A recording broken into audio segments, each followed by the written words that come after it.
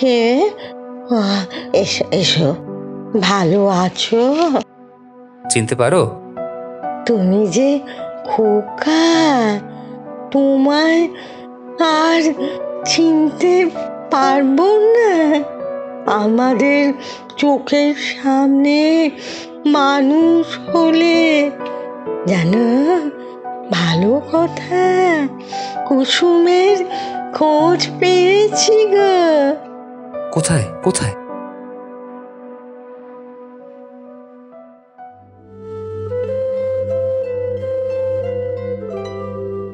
শুনছেন vocal art mania, তোমার আমার গপ্পভার্স। ভ্যাম ক্লাসিকের নবম পর্বে আপনাদের স্বাগত। গল্প শুরুর আগে বলে রাখি, ভোকাল আর্ট ম্যানিয়ার গল্প আহ্বান ইতিমধ্যে শুরু হয়ে গিয়েছে। তোমরা যারা গল্প লিখতে ভালোবাসো তারা অবিলম্বে অনধিক 5000 শব্দে তোমাদের গল্প লিখে পাঠাও ডেসক্রিপশন বক্সে দেওয়া ইমেল আইডিতে। যথাযথ পারিশ্রমিকের বিনিময়ে সেই গল্পের অডিও রূপান্তর করতে টিম ভ্যাম কিন্তু তৎপর। সম্পূর্ণ নিয়মাবলী পড়তে চেক করতে পারো আমাদের গল্প আহ্বান বিষয়ক কমিউনিটি পোস্ট, লিংক রইল ডেসক্রিপশনে। বাল্যকালের স্মৃতি কোথাও গিয়ে জীবনের কোনো এক মুহূর্তে বয়সের ভারে নুয়ে পড়া শরীর নিয়েও আমরা মনে করতে চাই। সেই স্মৃতির আদলে গড়ে ওঠা ছোট বড় নানা কাহিনী স্মরণ করতে চায় আমাদের মন। আজ শুনবেন এমনই এক স্মৃতিচারণের কাহিনী অমর কথা সাহিত্যিক বিভূতিভূষণ বন্দ্যোপাধ্যায়ের কলমে হিঙের কচুরি। গল্প পাঠে দেবাদ্রি, গল্পের সূত্রধার আমি ঈশিতা। শুরু হচ্ছে হিঙের কচুরি।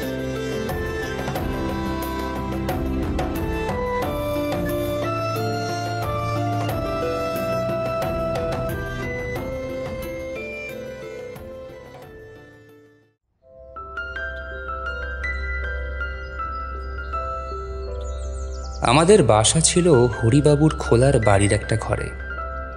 অনেকগুলো পরিবার একসঙ্গে বাড়িটাতে বাস করত। এক ঘরে একজন চুড়িওয়ালা ও তার স্ত্রী বাস করত। চুড়িওয়ালার নাম ছিল কেশব। আমি তাকে কেশব কাকা বলে ডাকতাম। সকালে যখন কলে জল আসতো তখন সবাই মিলে ঘড়া কলসি টিন বালতি নিয়ে গিয়ে হাজির হতো কলতলায়, এবং ভাড়াটাদের মধ্যে ঝগড়া বকুনি শুরু হতো জল ভর্তির ব্যাপার নিয়ে। বাবা বলতেন মাকে, না না না না না, এ বাসায় আর থাকা চলে না। ইতর লোকের মতো কাণ্ড হইতেছে, এখান থেকে খুব শিগগিরই উঠে যাব। কিন্তু যাওয়া হতো না কেন তা আমি বলতে পারবো না। এখন মনে হয় আমরা গরিব বলে, বাবার হাতে পয়সা ছিল না বলেই আমাদের বাসার সামনে পথের ওপারে একটা চালের আড়ত, তার পাশে একটা গুড়ের আড়ত, গুড়ের আড়তের সামনে রাস্তায় একটা কল, কলে অনেক লোক একসঙ্গে ঝগড়া চেঁচামেচি করে জল নেয়। মেয়ে মানুষে মারামারি পর্যন্ত হতে দেখেছিলাম একদিন। এইরকম করে কেটেছিল সে বাসায় বছরখানেক, এক আষাঢ় থেকে আর এক আষাঢ় পর্যন্ত। আষাঢ় মাসেই দেশের বাড়ি থেকে এসেছিলাম। দেশের বাড়িতে বাঁশ বাগানের ধারে ধুতরো ফুলের ঝোপের পাশেই আমি আর কালী দুজনে মিলে একটা কুঁড়ে ধরেছিলাম। কালীর গায়ে জোর বেশি আমার চেয়ে। সে সকাল থেকে কত বোঝা আশ্বায়রার টাল আর পাতা যে বয়ে এনেছিল। কি চমৎকার কুঁড়ে করেছিলাম দুজনে মিলে, ঠিক যেন সত্যিকার বাড়ি একখানা। কালী তাই বলতো। একটা ময়নাকাটা গাছের মোটা ডালে সে পাখির বাসা বেঁধে দিয়েছিল। ও বলতো শ্রাবণ মাসের সংক্রান্তিতে কিংবা নষ্টচন্দ্রের রাতে রাতচরা কাঠঠোকরা কিংবা টিওর পাখি ওখানে ডিম পেড়ে যাবে। এসব সম্ভব হয়নি আমার দেখে আসা, কারণ আষাঢ় মাসেই গ্রাম থেকে চলে এসে কলকাতার এই খোলার বাড়িতে উঠেছি। আমার কেবল মনে হয় দেশের সেই বাঁশবনের ধারের কুঁড়েখানার কথা। কালী আর আমি কত কষ্ট করে সেখানা তৈরি করেছিলাম। ময়না গাছের ডালে বাঁধা সেই পাখির বাসার কথা, নষ্টচন্দ্রের রাতে কাঠঠোকরা পাখি সেখানে ডিম পেড়েছিল কিনা কে জানে। কলকাতার এ বাড়িতে জায়গা বড্ড কম, লোকের ভিড় বেশি। আমি সামনের টিনের বারান্দাতে সারা সকাল বসে বসে দেখি কলে পাড়ার লোক জল নিতে এসেছে। গুড়ের আড়তের সামনে গুড় নামাচ্ছে গরুর গাড়ি থেকে। বাঁ কোণের একটা দোতলা বাড়ির জানলা থেকে একটি বউ আমার মতো তাকিয়ে আছে রাস্তার দিকে। এই গলি থেকে বার হয়ে বড় রাস্তার মোড়ে একটা হিন্দুস্থানি দোকানদারের ছাতুর দোকান থেকে আমি মাঝে মাঝে ছাতু কিনে আনি। বড় রাস্তায় অনেক গাড়ি ঘোড়া যায়। আমাদের গ্রামে কখনো একখানা ঘোড়ার গাড়ি দেখিনি। দু চোখ ভরে চেয়ে চেয়ে দেখেও স্বাদ মেটে না। কিন্তু মা যখন তখন বড় রাস্তায় যেতে দিত না, পাছে গাড়ি ঘোড়া চাপা পড়ি। আমাদের বাড়ি থেকে কিছু দূরে গলির ও মোড়ে কতকগুলো সারবন্দি খোলার বাড়ি আমাদেরই মতো। সেখানে আমি মাঝে মধ্যে বেড়াতে যাই। তাদের বাড়িঘর বেশ পরিষ্কার পরিচ্ছন্ন। কত কি জিনিসপত্র আছে, আয়না, পুতুল, কাঁচের বাক্স, দেওয়ালে কেমন সব ছবি টাঙানো। এক এক ঘরে এক একজন মেয়ে মানুষ থাকে। আমি তাদের সকলের ঘরে যাই, বিকেলের দিকে যাই, সকালেও মাঝে মধ্যে যাই। ওই বাড়িগুলোর মধ্যে একটি মেয়ে আছে, তার নাম কুসুম। সে আমাকে খুব ভালোবাসে, আমিও তাকে ভালোবাসি। কুসুমের ঘরেই আমি বেশিক্ষণ সময় থাকি। কুসুম আমার সঙ্গে গল্প করে, আমাদের দেশের কথা জিজ্ঞেস করে। তাদের বাড়ি বর্ধমান বলে কোনো জায়গা আছে, সেখানে ছিল। এখন এই ঘরেই থাকে। কুসুম বলে, তোমায় বড্ড ভালোবাসি, তুমি রোজ আসবে তো? আমিও ভালোবাসি, রোজ আসি তো। তোমাদের দেশ কোথায়? সিংড়ি, যশোর জেলা। কলকাতায় আগে কখনো আসোনি বুঝি? না। বিকেলবেলা কুসুম চমৎকার সাজগোজ করত। কপালে টিপ পরত, মুখে ময়দার মতো গুঁড়ো মাখত, চুল বাঁধত। কি চমৎকার মানাতো ওকে। কিন্তু এই সময় কুসুম আমাকে তার ঘরে থাকতে দিত না। বলতো, তুমি এবার বাড়ি যাও, এবার আমার বাবু আসবে। প্রথমবার তাকে বলেছিলাম, বাবুকে? সে আছে, সে তুমি বুঝবে না, এখন তুমি বাড়ি যাও। আমার অভিমান হতো। বলতাম, আসুক বাবু, আমি থাকবো। কি করবে বাবু আমার? না না, চলে যাও, তোমার এখন থাকতে নেই। অমন করে না লক্ষ্মীটি। আচ্ছা, বাবু তোমার কে হয়? ভাই? সে তুমি বুঝবে না, এখন যাও দেখি, বাড়ি যাও। আমার বড় কৌতূহল হতো, কুসুমের বাবুকে দেখতেই হবে। কেন ও আমাকে বাড়ি যেতে বলে? একদিন তাকে দেখলাম। লম্বা চুল, বেশ মোটা সোটা লোকটা। হাতে একটা বড় ঠোঙায় এক ঠোঙা কি খাবার। কলকাতার দোকানে খাবার কিনতে গেলে ওই রকম পাতার ঠোঙায় খাবার দেয়। আমাদের দেশে ও পাতা নেই। সেখানে হরিময়রার দোকানে মুরগি কি জিলিপি কিনলে পদ্ম পাতায় জড়িয়ে দেয়। কুসুম ঠোঙা খুলে আগে আমার হাতে একখানা বড় কচুরি দিয়ে বলতো, এই নাও, খেতে খেতে বাড়ি যাও। এক কামড় দিয়ে আমার ভারী ভালো লাগলো। এমন কচুরি কখনো খাইনি। আমাদের গ্রামের হরিময়রা যে কচুরি করে, সে তেলে ভাজা কচুরি, এমন চমৎকার খেতে নয়। উচ্ছ্বসিত সুরে বললাম, বাহ, কিসের গন্ধ আবার? হিঙের কচুরি, হিঙের গন্ধ, ওকে বলে হিঙের কচুরি। নাও, এবার বাড়ি যাও। কুসুমের বাবু বললে, কে? কলের সামনের বাড়ির ভাড়াটাদের ছেলে, বামুন। কুসুমের বাবু আমার দিকে ফিরে বললেন, যাও খোকা, এবার বাড়ি যাও। একবার ভাবলাম বলি, আমি থাকি না কেন, থাকলে দোষ কি? কিন্তু কুসুমের বাবুর দিকে চেয়ে সে কথা বলতে আমার সাহসে কুলল না।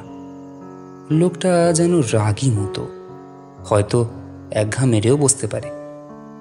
কিন্তু সেই থেকে হিঙের কচুরির লোভে আমি রোজ বাঁধা নিয়মে কুসুমের বাবু আসা পর্যন্ত অপেক্ষা করি। আর রোজই সকলের আগে কুসুম আমার হাতে দুখানা কচুরি তুলে দিয়ে বলবে, যাও খোকা, এইবার খেতে খেতে বাড়ি চলে যাও। কুসুমের বাবু বলতো, আহা, ভুলে গেলাম, ওর জন্য খাস্তা গজা দুখানা আনবো ভেবেছিলাম। দাঁড়াও, কাল ঠিক আনবো। আমার ভয় কেটে গেল। বললাম, এন ঠিক কাল। কুসুমের বাবু হি হি করে হেসে বললে,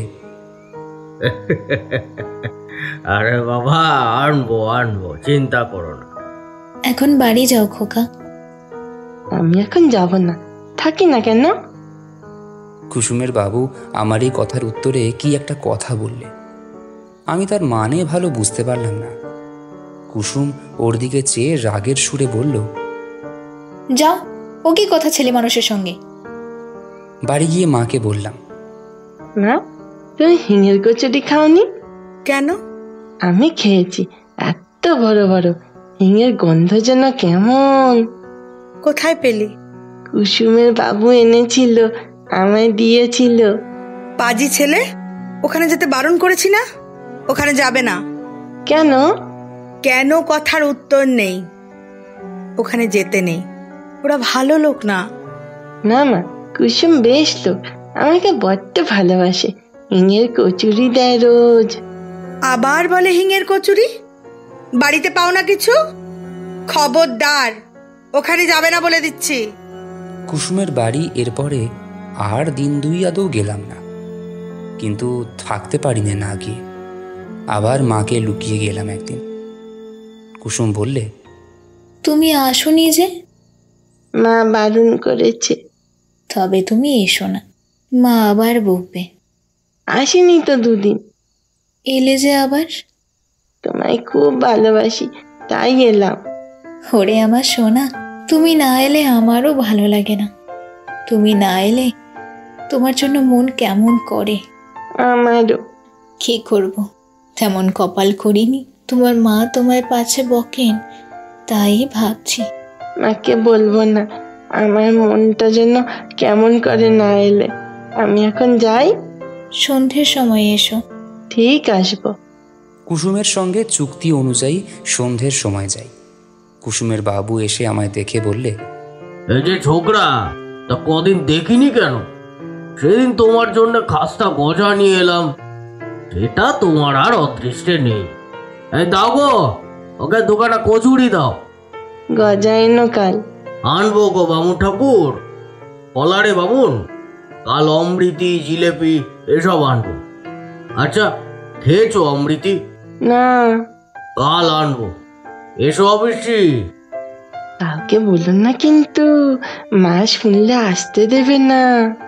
তোমার মা বুঝি বকেন এখানে এলে? কুসুম তাড়াতাড়ি বললে, আরে ওর কথা বাদ দাও, ছেলে মানুষ পাগল, ওর কথার কোনো মানে আছে? তুমি বাড়ি যাও আজ খোকা। এই নাও কচুরি, খেতে খেতে যাও।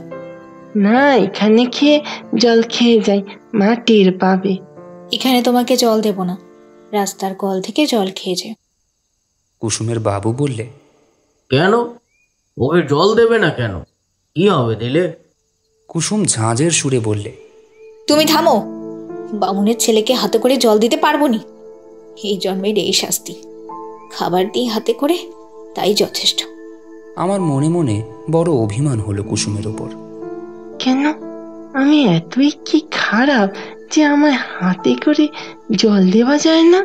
চলে আসবার সময় কুসুম বারবার বললে, কাল সকালে কিন্তু ঠিক এসো, কেমন? আমি কথা বললাম না। পরদিন সকালে গিয়ে দেখি কুসুম বসে সজনের ডাঁটা কুটছে। আমায় বললে, এসো খোকা।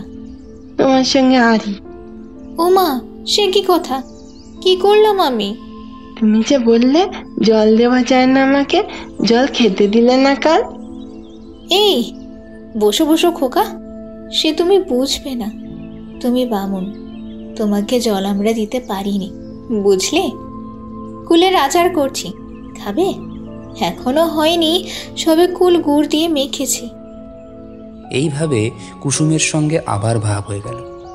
কুলের আচার হাতে পড়তেই আমি রাগ অভিমান সব ভুলে গেলাম। দুজনে অনেকক্ষণ বসে গল্প করি। তারপর আমি উঠে মাখনের ঘরে যাই। মাখন কুসুমের পাশের ঘরে থাকে। ওর ঘরটি যে কত রকমের পুতুল দিয়ে সাজানো। একটা কাঠের তাকে মাটির আতা, আম, লিচু, কত রকমের আশ্চর্য আশ্চর্য জিনিস। অবিকল আতা, অবিকল আম। মাখন বললে, কে কে ওখানে? ও খোকা, এসো এসো এসো, ভিতরে এসো। ওসব মাটির জিনিসে হাত দিতে নেই, ভেঙে যাবে। আচ্ছা, তুমি তামাক খাও কেন? মাখন হাসি মুখে বললে, তামাক খাই কেন? শোনো কথা, তামাক খায় না লোকে। মেয়ে মানুষে খায় বুঝি? কই আমার মা তো খায় না, বাবা খায়।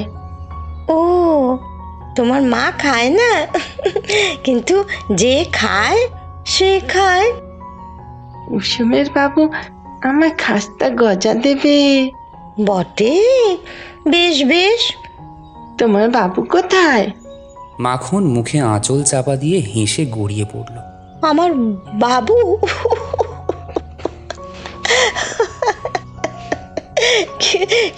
শোনো কথা, ছেলের কি যে বলে। ও কুসুম, কুসমি, শুনে যা, শুনে যা, কি বলে তোর ছেলে। মাখনের বয়স কুসুমের চেয়ে বেশি বলে আমার মনে হতো। কুসুম সবচেয়ে দেখতে সুন্দর। মাখনকে দিদি বলে ডাকত কুসুম। কুসুম এসে হাত ধরে আমাকে ওর ঘরে নিয়ে গেল। কুসুম আমায় বারণ করেছিল ঘরে যেতে। আমি প্রকৃতপক্ষে যেতাম খাবারের লোভে, কিন্তু অন্য মেয়েদের ঘরের বাবু কখন আসতো কি জানি। সুতরাং সে বিষয়ে আমায় হতাশ হতে হয়েছিল। কুসুম আমায় ঘরে নিয়ে গিয়ে বলে, অত শত কথায় তোমার দরকার কি শুনি? তুমি ছেলে মানুষ, কোনো ঘরে যেতে পারবে না। বসো এখানে। আমি প্রভার কাছে যাব। কেন? সেখানে কেন? যা তা বলবে সেখানে গিয়ে আবার? বোকা ছেলে, খাওয়ার লোভ না? এই তো দিলাম কুলচুর। আমি আশ্চর্য হওয়ার সুরে বললাম, আমি চেয়ে খাইনি, প্রভাকে জিজ্ঞাসা করো। বেশ, দরকার নেই প্রভার কাছে গিয়ে। একটিবার যাব আর আসবো। সত্যি বলছি, প্রভার ঘরে যাওয়ার কারণ ততটা লোভ নয় যতটা একটা টিয়া পাখি। টিয়া পাখিটা বলে, রাম রাম, কে এলে? দূর বেটা, কাকিমা কাকিমা। আমি ঢুকে দাঁড়ালেই বলে, কে এলে? আমার নাম বাসুদেব। কে এলে? কে এলে? আমি হেসে উঠলাম। ভারী মজা লাগে ওর বুলি শুনতে। অবিকল মানুষের গলার মতো কথা। কে এলে? কে এলে? প্রভা বাইরে থেকে বললে, কে ঘরের মধ্যে? ও রান্নাঘরে রাঁধছিল। খুন্তি হাতে ছুটে এসেছে। খুন্তিতে ডাল লেগে রয়েছে। আমি হেসে বললাম, মারবে নাকি? ও পাগলা ঠাকুর, তাই বলো। আমি বলি, কে এলো দুপুরবেলা ঘরে? তোমার ঘরে কুলচুর নেই? কুসুম আমায় কুলচুর দিয়েছে, খুব ভালো কুলচুর। কুসুমের বড় বাবু আছে, আমার তো তা নাই। কোথা থেকে কুলসুর আমসুর করব? কুসুমের বাবু আমায় গজা দেবে। কেন দেবে না? মোড়ের অত বড় দোকানখানা কুসুমের পায়ে সোপে দিয়া বসেছে, ওহানকার কথা সাইরা দেও। বলে, মানিনি, তোর মনের বালায় নিয়ে মরি। ভয়ে ভয়ে বললাম, প্রভা, রাগ করো না আমার ওপর। না না, রাগ করব কেন? দুঃখের কথা বলছি। আমিও এক পুরুষ বেশ্যা। আমরা উড়ে আসিনি। 15 বছর বয়সে কপাল পড়লে ঘর থেকে বেরিয়েছিলাম। কেন ঘর থেকে বেরিয়েছিলে? সেসব দুঃখের কথা তোমার সঙ্গে বলে কি হবে? তুমি কি বুঝবে? বসো, আমার ডাল পুড়ে গেল। গল্প করলে পেট ভরবে না। আমি যাই। এসো রান্নাঘরে। প্রভার রং কালো, খুব মোটা সোটা। নাকের ওপর কালো ভ্রমরার মতো একটা আঁচিল। প্রভা একদিন আমাকে গরম জিলিপি আর মুড়ি খেতে দিয়েছিল। ওর ঘরে এত জিনিসপত্র নেই, ওই খাঁচায় পোষা টিয়া পাখিটা ছাড়া। প্রভা রান্না করছে চালতের অম্বল। একটা পাথর বাটিতে চালতে ভেজানো। চালতে অনেক দিন খাইনি, দেশ থেকে এসে পর্যন্ত নয়। সেখানে আমাদের মাঠে তালপুকুরের ধারে বড় গাছে কত চালতে পেকে আছে এ সময়। বললাম, চালতে পেলে কোথায় প্রভা? বাজারে। আবার কোথায়? বেশ চালতে তো। প্রভা আর কিছু বললে না, নিজের মনে রাঁধতে লাগলো। আমি বললাম, তোমার বাবা মা কোথায়? বাপ মুখে সেসব কথা আর কি বলি। বাড়ি যাবে না? কোন বাড়ি? তোমাদের দেশের বাড়ি। জমের বাড়ি যাব একেবারে। তোমাদের দেশের বাড়িতে কুল আছে? আমাদের গায়ে কত কুলের গাছ। প্রভা এ কথার কোনো উত্তর দিলে না, আবার নিজের মনে রাঁধতে লাগলো। খানিক পরে সে একটা ঘটি উনুনের মুখে বসিয়ে চা তৈরি করে গ্লাসে আঁচল জড়িয়ে চুমুক দিয়ে চা খেতে লাগলো। আমায় একবার বললেও না আমি চা খাবো কিনা। অবশ্যই আমি চা খাই নে, চায়ের স্বর খাই। মা আমায় চা খেতে দেয় না। চায়ের মধ্যে যে দুধের স্বর ভাসে, মা তাই আমাকে তুলে দেয়। প্রভা গল্প করতে লাগলো। ওদের দেশের বাড়িতে কত গরু ছিল, কতখানি দুধ ওরা খেত, ওদের বাড়ির ধারে ওদের নিজেদের পুকুরে কত মাছ ছিল। আর সেসব দেখতে পাবে নাও। হঠাৎ প্রভা একটা আশ্চর্য কাণ্ড করে বসল। বললে, অম্বল দিয়ে দুটো ভাত খাবে? আমি ভয়ে ভয়ে বললাম, খাবো, কুসুম যেন টেন না পায়। প্রভা হেসে বললে, কুসুমের অত ভয় কিসের? টের পায় তো কি হবে? তুমি খাও বসে। আমি সবে চালতে অম্বল দিয়ে ভাত মেখেছি, এমন সময় কুসুমের গলার শব্দ শোনা গেল।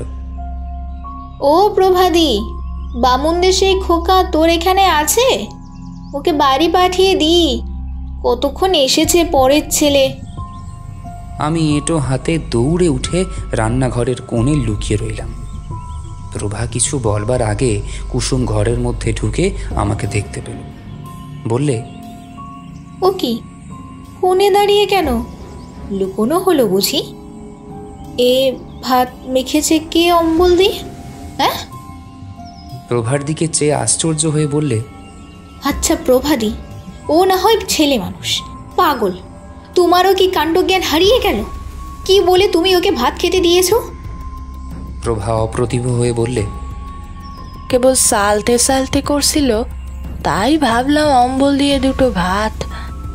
না, ছি। চলো আমার সঙ্গে খোকা, এই জন্মের এই শাস্তি আমাদের। আবার তা বাড়াবো বামুনের ছেলেকে ভাত দিয়ে। চলো, হাতে এঁটো নাকি? খেয়েছো বুঝি? আমি সলজ্জ সুরে বললাম, না। চলো, হাত ধুইয়ে দিই। কুসুম এসে আমার হাত ধরে বাইরের দিকে নিয়ে যাবার উদ্যোগ করতে প্রভা বললে, আহা, মুখের ভাত কটা খেতে দিলিনি ওকে? সবে অম্বল দিয়ে দুটো মেখেছিল। না, আর খেতে হবে না, চলো। মায়ের শাসনের চেয়েও যেন কুসুমের শাসন বেশি হয়ে গেল।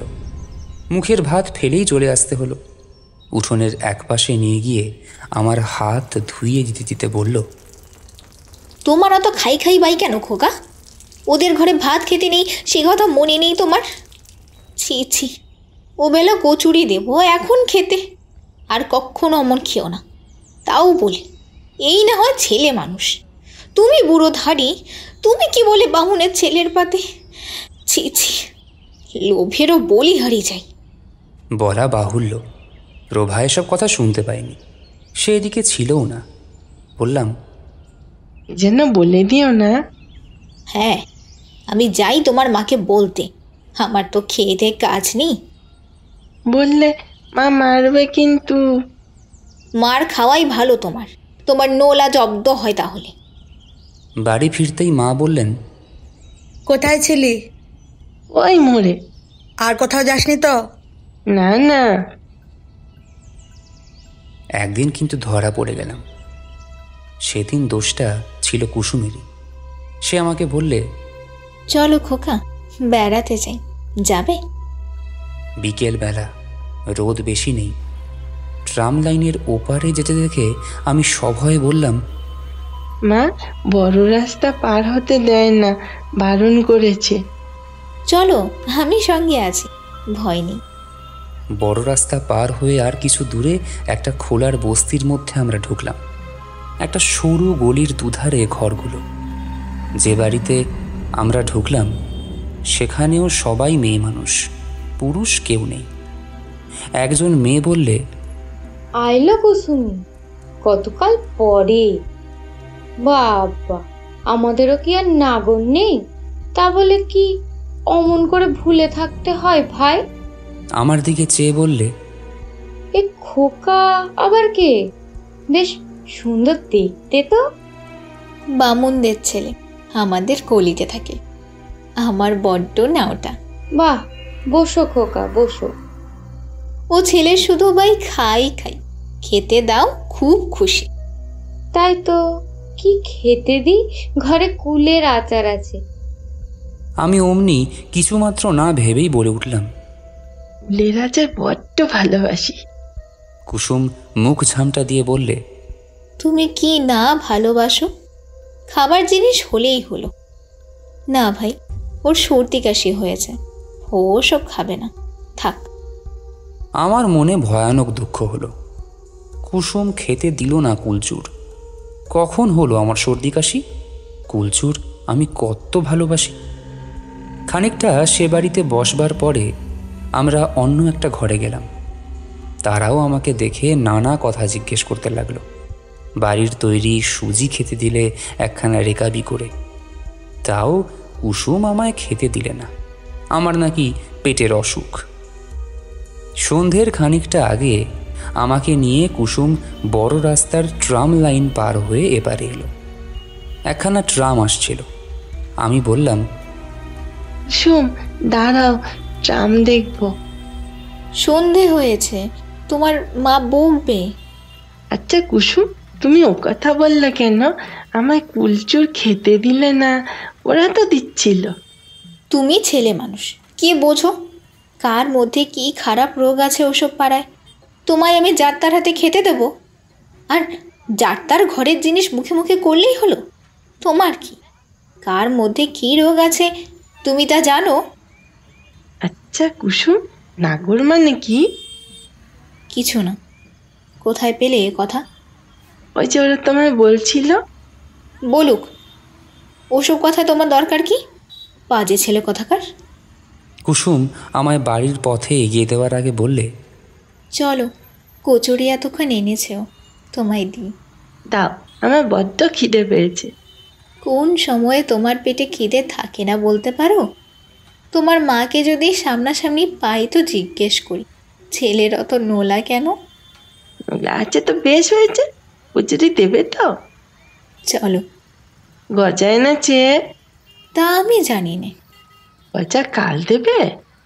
গলির রাস্তাটা কি নোংরা, বাবারে বাবা। গজা দেবে তো?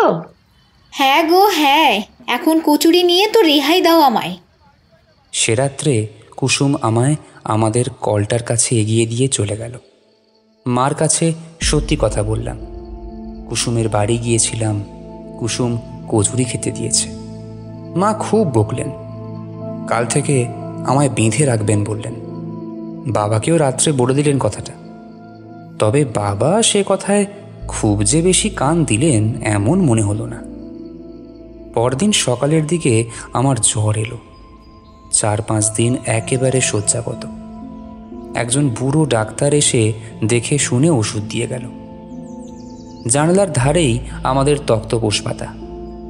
একদিন বিকেলে দেখি রাস্তার উপর কুসুম দাঁড়িয়ে আমাদের ঘরের উল্টো দিকের বাড়ির দিকে তাকিয়ে আছে। ওর সঙ্গে মাখন। মাখন এগিয়ে গিয়ে আরও 2খানা বাড়ির পরে একখানা বাড়ির দরজায় দাঁড়িয়ে।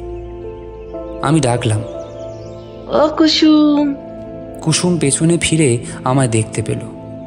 মাখনকে ডেকে বললে, দিদি, এই বাড়ি, এই যে। মা কলতলায়। কুসুম ও মাখন এসে জানলার ধারে দাঁড়ালো।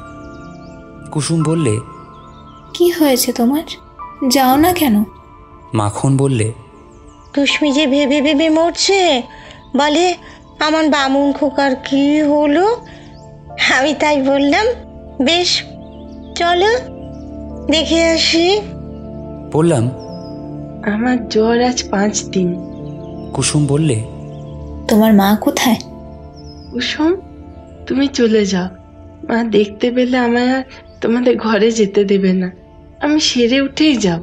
চলে যাও তোমরা। ওরা চলে গেল। কিন্তু পরদিন বিকেলে আবার কুসুম এসে রাস্তার উপর দাঁড়ালো। নিচু স্বরে বললে, যাব? মা ঘরে নেই, বৈদ্যনাথের ঘরে ডাল মেপে নিতে গিয়েছে, আমি জানি। এই গেল একটু আগে, আমায় বলে গেল। ছোট খোকার দুধটা দেখিস তো, যেন বিড়ালে না খায়। আমি বদ্রীনাথদের ঘর থেকে ডাল নিয়ে আসি। হাত দেখিয়ে বললাম, এসো। ও জানলার বাইরে দাঁড়িয়ে বললে, কেমন আছো? ভালো, কাল ভাত খাবো। 2 কমলা লেবু এনেছিলাম, দেব? দাও, তাড়াতাড়ি দাও। খেও। হ্যাঁ। অসুখ সারলে যেও। যাব। কাল ভাত খাবে? বাবা বলেছে কাল ভাত খাবো। কাল আবার আসবো, কেমন তো? এসো। আমি না বললে জানলার কাছে এসো না কিন্তু। তাই করব। আমি রাস্তায় চুপ করে দাঁড়িয়ে থাকবো। শীষ দিতে পারো? আমি হাত দেখালে এসো। পরের 2 দিন কুসুম ঠিক আসলো বিকেলবেলা। একদিন প্রভা দেখতে চেয়েছিল বলে ওকেও সঙ্গে করে এনেছিল। প্রভাও 2 কমলা লেবু দিয়েছিল আমায়, মিথ্যে কথা বলবো না। বালিশের তলায় লেবু লুকিয়ে রেখে দিতাম। মা ঘরে না থাকলে খেয়ে ছিবড়ে ফেলে দিতাম রাস্তার উপর ছুঁড়ে। সেরে উঠে 2 দিন কুসুমের বাড়ি গিয়েছিলাম। তারপরেই এক ব্যাপার ঘটল। তাতে আমাদের কলকাতার বাসা উঠে গেল। আমরা আবার চলে গেলাম আমাদের দেশের বাড়িতে। মা একদিন সোডা ওয়াটারের বোতল খুলতে গিয়ে হাতে কাঁচ ফুটিয়ে ফেললে। সে এক রক্তারক্তি কাণ্ড। হাতের কবজি থেকে ফিনকি দিয়ে রক্ত ছুটতে লাগলো। বাসার সব লোক ছুটে এলো বিভিন্ন ঘর থেকে। কোণের ঘরের বিপিনবাবু এসে মার হাতে কি একটা ওষুধ দিয়ে বেঁধে দিলে, কিন্তু মায়ের হাত সারল না। ক্রমে হাতের অবস্থা খুব খারাপ হয়ে উঠল। মা আর রান্না করতে পারেন না, যন্ত্রণায় কাঁদেন রাত্রে। ডাক্তার এসে দেখতে লাগলো। আমার মামার বাড়ির অবস্থা ভালো। চিঠি পেয়ে মেজ মামা এসে আমাদের সকলকে নিয়ে চলে গেলেন মামার বাড়িতে।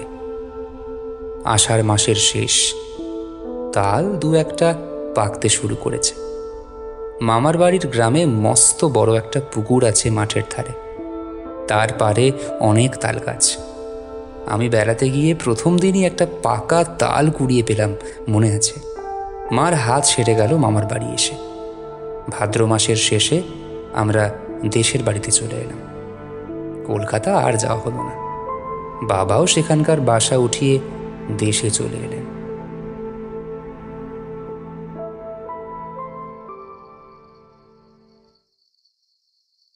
সুদীর্ঘ 30 বছর পরের কথা।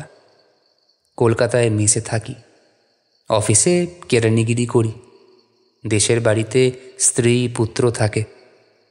আমার পুরনো কলেজ আমলের বন্ধু শ্রীপতির সঙ্গে বসে ছুটির দিনটা কি গল্প করতে করতে শ্রীপতি বললে, কাল ভাই সন্ধ্যের পর প্রেমচাঁদ বড়াল স্ট্রিট দিয়ে আসতে আসতে দুধারে মুখে রং হরিবোল।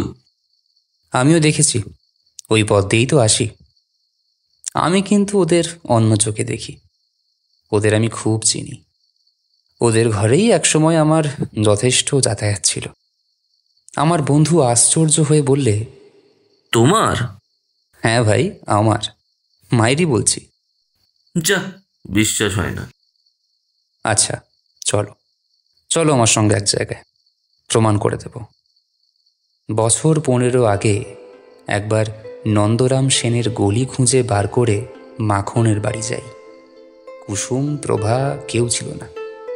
ওই দলের মধ্যে মাখনই একমাত্র সে খোলার বাড়িতে ছিল তখনও। শ্রীপতিকে নিয়ে আমি চলে এলাম নন্দরাম সেনের গলিতে। মাখন এখনও সেই বাড়িতেই আছে। একেবারে সোনের নুড়ি চুল মাথায়, যকক্ষী বুড়ির মতো চেহারা। একটিও দাঁত নেই মাড়িতে। আমি যেতে মাখন বললে, কে? এসো এসো, ভালো আছো? চিনতে পারো? তুমি যে খোকা, তোমায় আর চিনতে পারবো না? আমাদের চোখের সামনে মানুষ হলে, জানো, ভালো কথা, কুসুমের খোঁজ পেয়েছি গো। কোথায় কোথায়? ওই যে শোভা বাজার স্ট্রিটে একটা মেজ বাড়িতে ঝিগিরি করে। ওই রাস্তায় ঢুকে বাঁহাতে গিয়ে একটা মন্দিরের পাশের ভাঙা দোতলা বাড়িতে।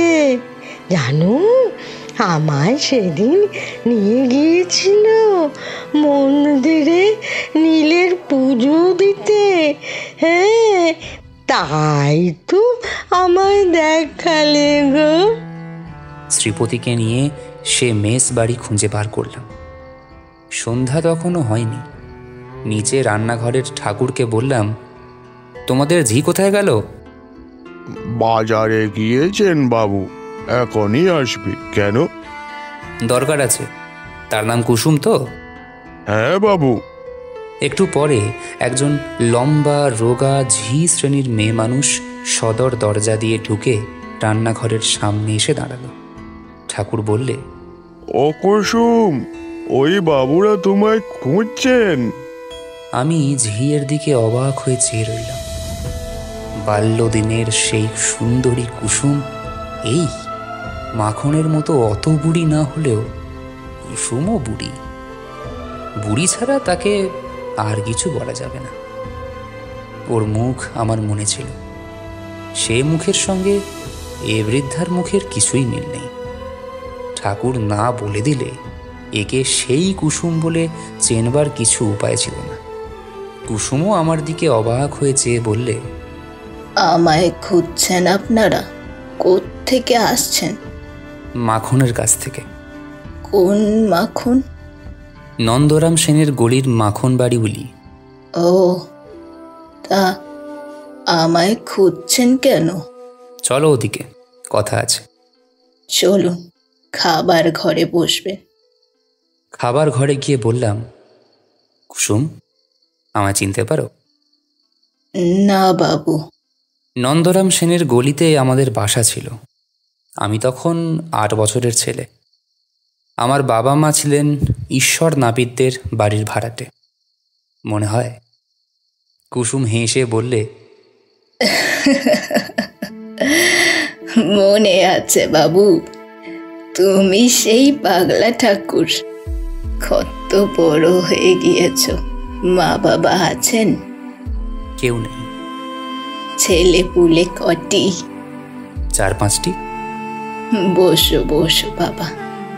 আরও অনেক কথাবার্তার পরে কুসুম আমাদের বসিয়ে বাইরে কোথায় চলে গেল। খানিক পরে চট করে কোথা থেকে একটা শাল পাতার ঠোঙায় খাবার এনে 2খানা থালাতে আমাদের দুজনকে খেতে দিলে। আমারও মনে ছিল না। খেতে গিয়ে মনে হলো বড় বড় হিঙের কচুরি 4খানা। তখনই মনে পড়ে গেল কুসুমের সেই বাবুর কথা, সেই হিঙের কচুরির কথা। মনে এলো 30 বছর পরে আবার সেই লোভী ছেলেটির ছবি ও তার কচুরি প্রীতি। কুসুমের নিশ্চয়ই মনে ছিল, কিংবা ছিল না, তা জানি না। কচুরি খেতে খেতে আমার মন সুদীর্ঘ 30 বৎসরের ধুলোর ব্যবধানের ওপারে আমাকে নিয়ে গিয়ে ফেলেছে। একেবারে নন্দরাম সেনের গড়ির সেই অধুনালুপ্ত গুড়ের আড়তটা ও রাস্তার কলটার সামনে, যেখানে কুসুম আজও 25 বছরের যুবতী, যেখানে তার বাবু আজও সন্ধেবেলায় ঠোঙা হাতে হিঙের কচুরি নিয়ে আসে নিয়ম মতো।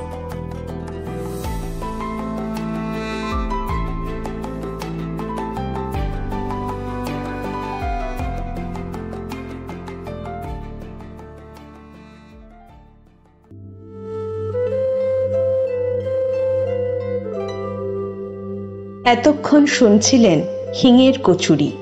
রচনা বিভূতিভূষণ বন্দ্যোপাধ্যায়। গল্পের নাট্যরূপ অপেক্ষা। কুসুমের চরিত্রে পম্পা, বাচ্চা ছেলের ভূমিকায় অভিক। কুসুমের বাবুর চরিত্রে পার্থ, মা সংহিতা, মাখন পূজা সুর, প্রভা শ্রাবস্তী। টিয়া পাখির চরিত্রে মৌসুমী, মেয়ের কণ্ঠে শ্রীময়ী। শ্রীপতি অর্ণব, ঠাকুর বিনায়ক, বাবার ভূমিকায় শুভম। পর্ব পরিচালনায় ও শব্দগ্রহণে দেবাদ্রি ও অপেক্ষা। ধ্বনি পরিকল্পনা ও আবহে দেবদত্ত। পোস্টার ডিজাইনে নীল। শেষ হলো আমাদের আজকের গল্প। এরকমই আরও গল্প শুনতে সাবস্ক্রাইব করে রাখুন আমাদের চ্যানেল ভোকাল আর্ট ম্যানিয়াকে। আগামী দিনে আমরা আবার ফিরব আরও এক নিবেদন নিয়ে। ততদিন ভালো থাকুন, পাশে থাকুন আর শুনতে থাকুন ভোকাল আর্ট ম্যানিয়া, তোমার আমার গপ্পভার্স। ধন্যবাদ।